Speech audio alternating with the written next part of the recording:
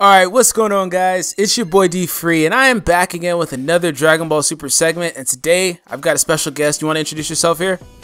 Yeah, what up, my Namics? This is Dr.Love307, and yeah.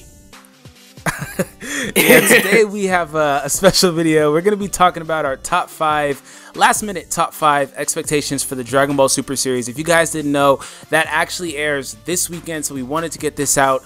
So yeah, we're going to get started right now, and I'm going to lead us off here. So the first thing that I wanted to see in Dragon Ball Super, this is a bit of a bomb for you guys, but the first thing I wanted to see was clarification around GT. So what I mean for that is I am so sick, just personally, because GT was obviously not canon. I personally am so sick of just like hate comments for it here, hate comments for it there. I understand and I'll agree with the fact that GT was not executed properly. It wasn't the best series. They had some great ideas. They could have went about it differently. But I just personally would love for Toriyama to implement GT in some way, shape, or form and be like, hey, you know, GT, because we already know that he's using multiple universes and whatnot. So I'd love for him to be like, hey, okay, guys, in Dragon Ball Super, GT takes place in universe 1, 2, 3, or whatever the hell, any universe. So we can just be like, okay, and we see Goku like universe hopping, and we'll see a glimpse of like Super Saiyan 4 Goku or Gogeta or some shit. So that stuff can be canon, so people can shut up and people can leave GT alone and whatnot. How do you feel about it, Love? Yeah, I like, because we were discussing this before we started recording, and I think that it should go one of two ways. Either one, the way that I personally would prefer over the other one, where they just totally scrap it and just make some way in the series that is just completely 110% known that GT does not exist. Or they could go with the other way and just have it in another universe, like what you kind of said, where it's just, it's there, but it's not like a canon. Well, it kind of would be canon there, but it's like, yeah, it would be canon, but it's like, it's not after DBZ canon. It's like its own little separate universe type of thing canon, you know? Yeah, a whole separate timeline, essentially. Yeah, like, it's like kind of its own thing, like its own little twist on the Dragon Ball universe, which would be kind of nice, actually. Then, you know, like what you said, the whole entire GT, you know, haters or the GT fans or whatever could just finally shut up about it, and it's like, you know, it's a thing, it's there or whatever. It's, you know, you don't have to say it is canon, it isn't canon, all this stuff. It's GT is what it is, its own universe or whatever, and then that's just how it is, and then everyone can go on with their lives and be happy and finally stop arguing about whether it's canon or not. And yeah, that's how I think it should go. Well, yeah, the thing is that, like with GT, the problem with that is that Toriyama did the designs, but he had very minimal, like, involvement in the story, so people don't count it as canon because he essentially just drew for it, and he did that for a whole bunch of other things. Like, I think he drew for Blue Dragon and Dragon Quest, so he's animated for a lot of things, but not necessarily created. So in the context of Dragon Ball, I guess it can't be canon unless he creates it. Canon is the one thing that's just kind of all over the place, because people try to say you have to have a manga for it to be canon and whatnot, or, you know, it has to be done by the original creator, even though he doesn't do things all by himself. He has a team around him. It's just weird. But I think that just as far as GT goes, it would be cool maybe to see like Goku like just see himself in an alternate timeline / universe as like a Super Saiyan 4 or Gogeta or Vegeta, anybody else on an alternate timeline. That would be pretty cool. So we just get a little bit of clarification, so we know, like you said, it's there.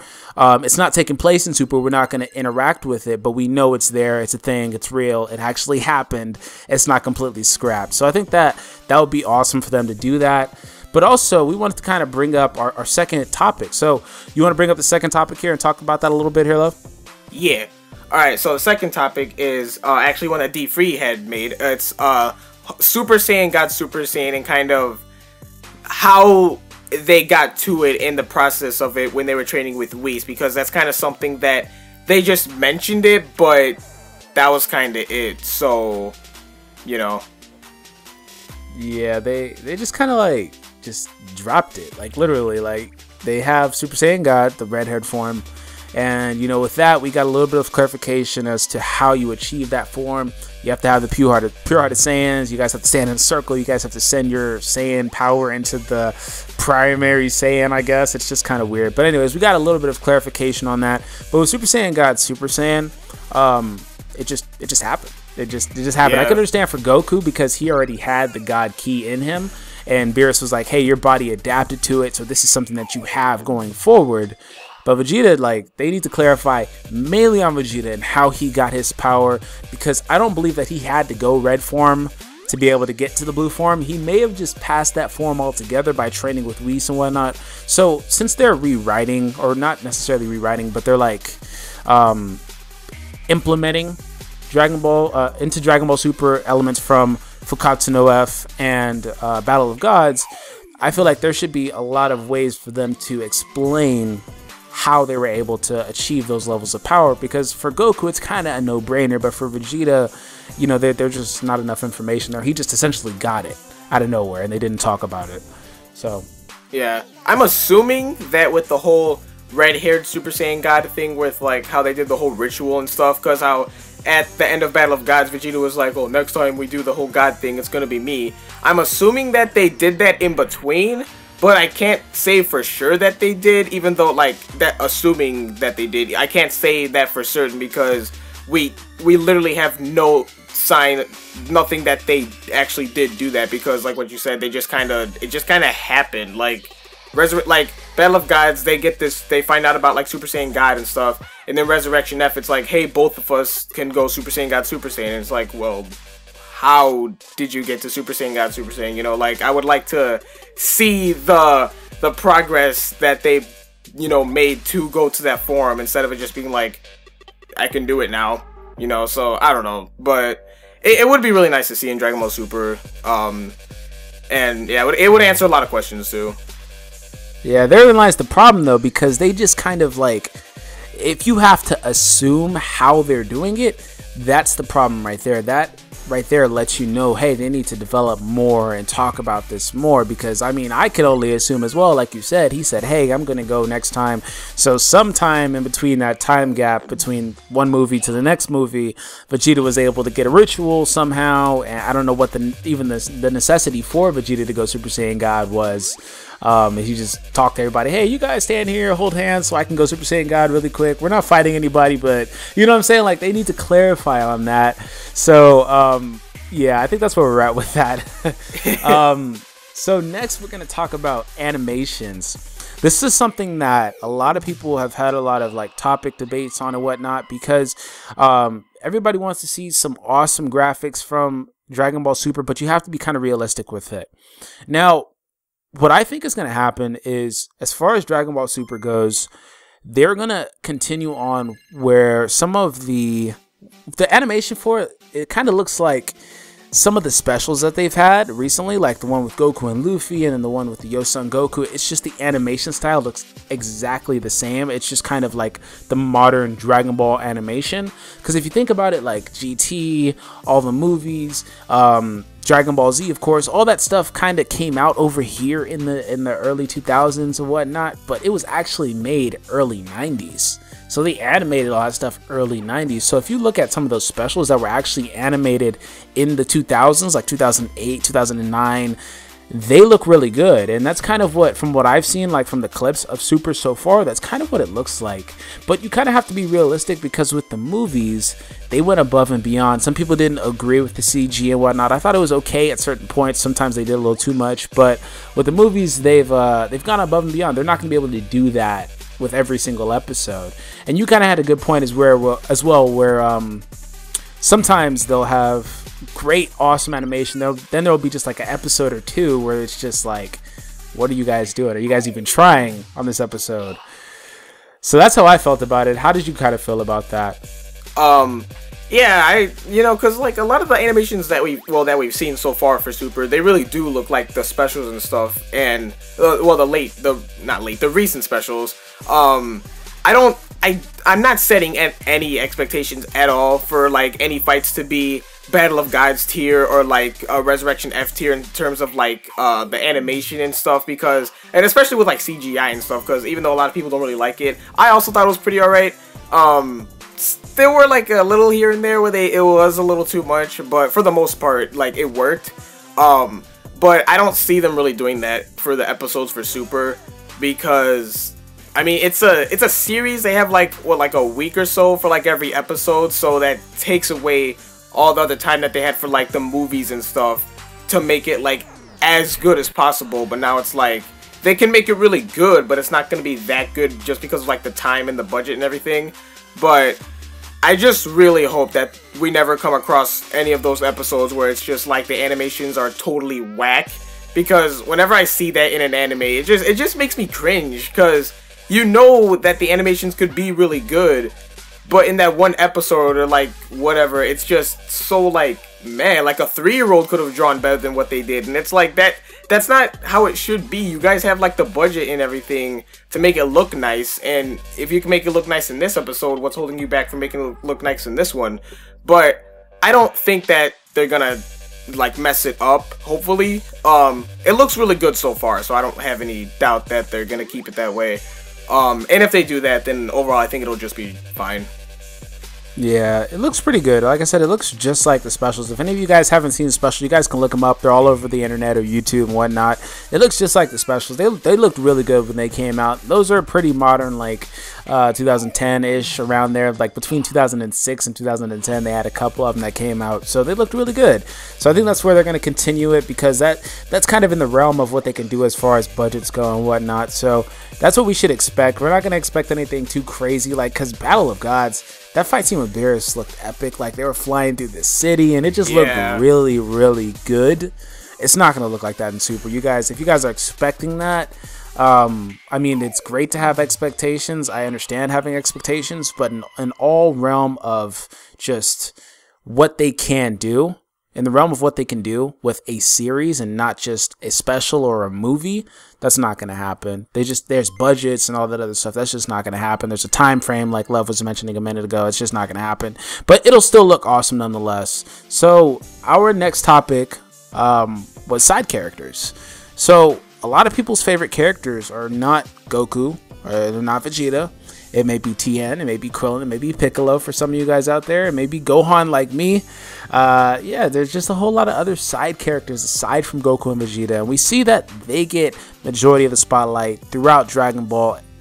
In the whole, essentially, it's like the whole entirety of Dragon Ball. It's either Goku or Vegeta, and it's 99.9% Goku, and Vegeta just helps out a little bit in some way or shape or form. So yeah, that's where we're at with that. So some people wanted to essentially, well, let me rephrase this. I think personally that it would be awesome to see some of the other characters have a little bit more development and be more useful to the series, because at the rate things are going, where gods are the norm now and powers and people equivalent to gods and having powers equivalent to that of a god is the norm, honestly, they're just not going to be relevant. They're not going to be able to do anything unless they are fighting people that are like, you know, like Frieza soldiers or grunts or something like that, just like super minor characters. They're just useless otherwise. So yeah, I mean, that's how I felt about it. How did you feel about it, and who would you kind of like to see get a little bit more spotlight, Love? Alright, well, the way I feel about it too is that it would be really nice for them, for like the other side characters that obviously aren't Goku and Vegeta, to get some type of spotlight every now and then. Maybe even if it isn't a fight, like maybe like some sort of random episode dedicated to them or something, where they're just doing stuff or anything. I don't know, just something to kind of get them a little, you know, in there in terms of spotlight. Like, just like you, my favorite character is Gohan.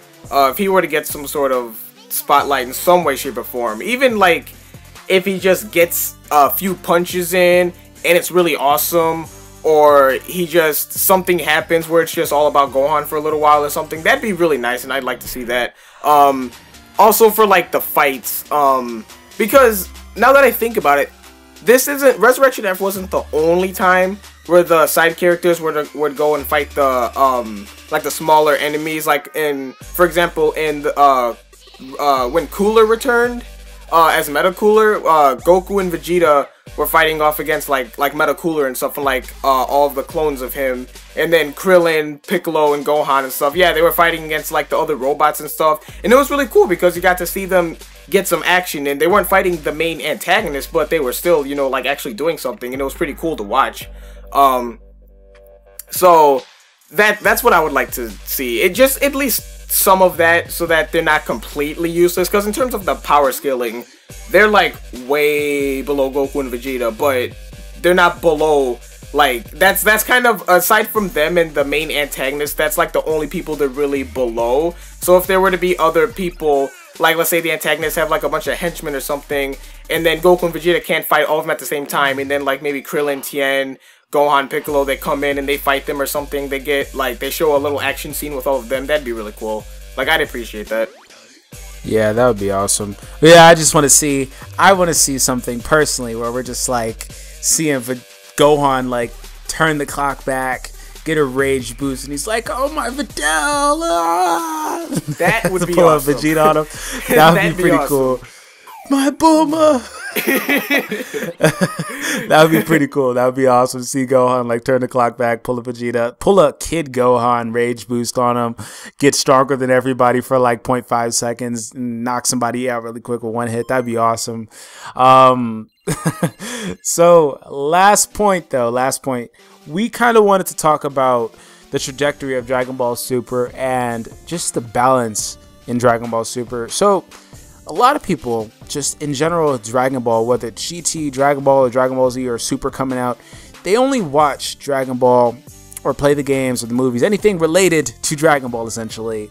They only care about Dragon Ball as far as the animation and the fighting goes. Like, they are not there for the character development or the comedy sides of it, because Dragon Ball can be really funny.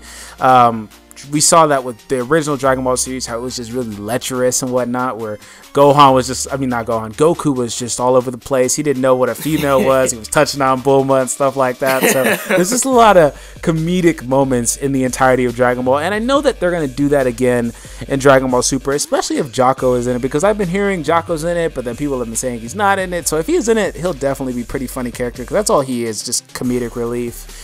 But also, we have to kind of like understand that as far as comedy goes, and Dragon Ball Super being kind of cheeky and lighthearted, we have to understand that it's going to have to appeal to a younger audience, because the original Dragon Ball series ended a long time ago. So we're at the point now where there's a whole nother generation of people, and the new generation of people, whether they're like 8, 9, they're just looking at Dragon Ball like, oh, this is awesome. This is awesome. Dragon Ball can't have the same serious tone that it had around the Frieza saga, where it's just everybody's dying and it's just walking around killing the Mechians and shit like that. It just can't have the same tone. It has to be more lighthearted, and we're seeing that with the first couple of episodes, at least based on the title so far. The second episode's title, just like Vegeta going on a vacation or something like that. So it's going to be really lighthearted, but they should also have a lot of moments where there's just a lot of fighting and just really juicy content as far as fighting goes, to attract and keep the older people interested in it. Essentially, that's how I just really felt about it. I mean, there has to be some sort of like compromise, because they have to appeal to two different audiences or fan bases, essentially, at that point, where we're talking about younger and older, and people that are familiar with this series and people that are not necessarily familiar with the series. That's how I felt about it. How did you feel about it? I know it kind of sounds like I'm putting you on the spot, but my bad. No, it's fine. It's perfect timing, because I was just about to come in and say something. Like, I really do think that in terms of the comedy, and because if they're not really doing action or something serious in Dragon Ball, they're doing something that has to do with like comedic relief. So I want them to have more of that, but I don't want it to, like I said earlier before we started recording, I don't want it to overshadow the action in any way, shape, or form. But if they would have like just some episodes dedicated to like where they're just relaxing or doing whatever, and it's like some funny stuff happens, that'd be nice. Like with the whole Vegeta going on vacation or whatever, stuff like that would be cool. But like when it's finally time to go down and time to fight, I want those fights to be like super, like just really epic fights, and like they just go ham. But when it's like they're not really fighting, they don't really need a reason to, they're just hanging out, and then like the characters are just interacting, like to have that really nice set of balance that they had. Because in Dragon Ball, it was really well. Like, whenever they had to fight or they were fighting like in a tournament or something, it was really awesome. But whenever the characters were just interacting or whatever, it was just like they were just talking and stuff, and like a lot of the conversations were pretty funny. So if they could have that type of balance in Dragon Ball Super, especially since in Dragon Ball Super it's gonna have, I'm assuming, a little more like not even a little more, like it's gonna have more Z-ish fights than Dragon Ball did, because like in Dragon Ball there were things like limited with like ki blasts and they weren't being able to fly and like transformations and stuff. Yeah, so I mean, I do think it'll be nice though. Plus I heard that Resurrection F is like a really good balance of the comedy and the action too, so that's also another thing to look forward to. Like, as long as they keep up with what they're doing, essentially, I feel like that'll be the perfect set of balance. But yeah. It's just, I feel like kind of touching back on GT here a little bit. We're talking about him again. Anyways, touching back on GT, Dragon Ball Super needs to excel at something that GT kind of tried to do. GT tried to take it back to the roots, which is why they made Goku a kid again. But they also tried to hold on to the Z-ish fights like you were just mentioning. They tried to make the fights epic, and some of the fights were done pretty good. It's just the story surrounding the fights that was just essentially garbage. And some of the power scaling in GT just didn't make sense to me. But anyways, that's a different topic. But what Super needs to do is they need to excel at what Dragon Ball GT tried to do as a continuation. And what I mean by that is they need to take it back to the Dragon Ball days. I feel like personally Dragon Ball was the best series, and not only because they had a great balance, because they did, and there was a lot of moments where it was just really, really funny, and it was just really lighthearted and cheeky funny.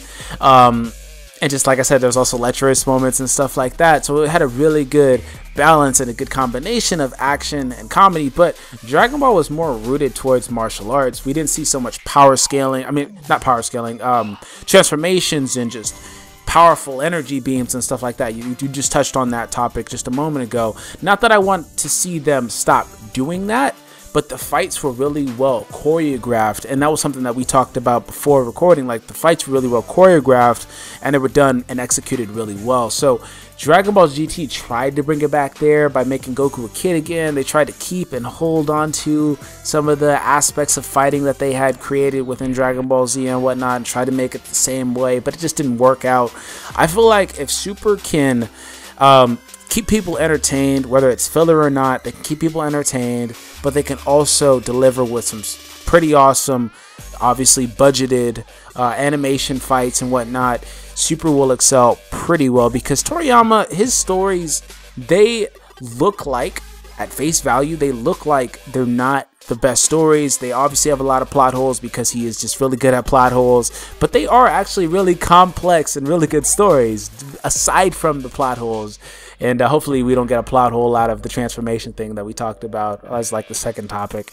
But yeah, I feel like they take it back. If they turn the clock back and implement some of the stuff from Dragon Ball, they'll be alright. It'll do really, really well, because I think that personally that was the best series, because it was more martial arts based and there was more comedy and there wasn't so much crazy stuff and aliens and flying, and it was just standard stuff, and it did really well, which is what prompted for them to create Dragon Ball Z and then GT and now Super. Just the whole entirety of the series has had an amazing following, and I think that if they stick to that, they should do really well for the next series.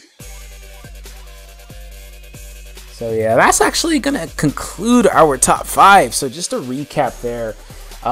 First topic we had was GT and implementing GT.